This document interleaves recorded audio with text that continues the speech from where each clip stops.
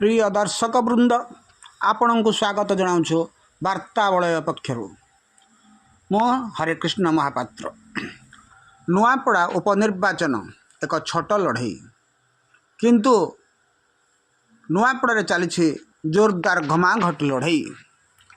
एभली लड़ई ओडिशार राजनैतिक पृष्ठभूमि रे यह पूर्व देखा जाय नथिला।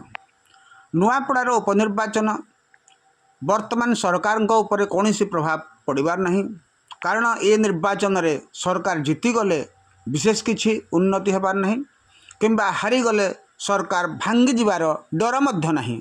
किंतु मोहन सरकार मोहन माझी सरकार यह प्रथम उपनिर्वाचन रणांगन रे अवतीर्ण एवं यह तांकर दक्षतार एक परिचय निर्णायक सृष्टि करिवो एवं ओडिशार राजनीति रे एभली लड़ई घमाघट लड़ई आगु देखा मिल नथिला।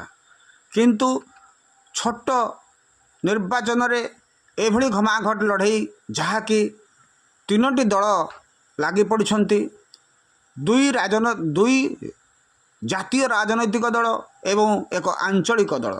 नुआपड़ार निर्वाचनर प्रारंभरू बीजेडी एते उत्साह सहित निर्वाचन को ओह्लाई नथिबा बेले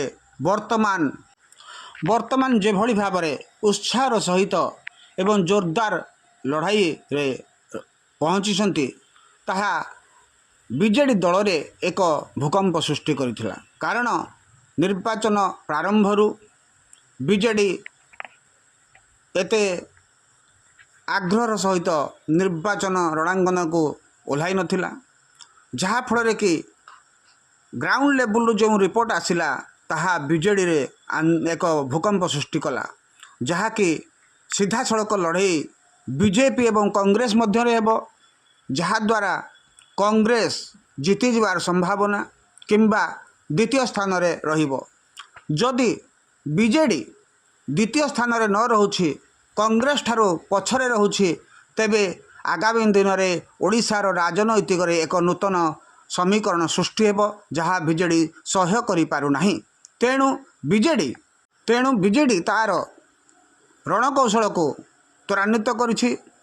पूर्वतन मुख्यमंत्री वर्तमान विरोधी दल नेता श्रीजुक्त नवीन पट्टनायक मध्य बारंबार नुआपड़ा गस्त करुछंती।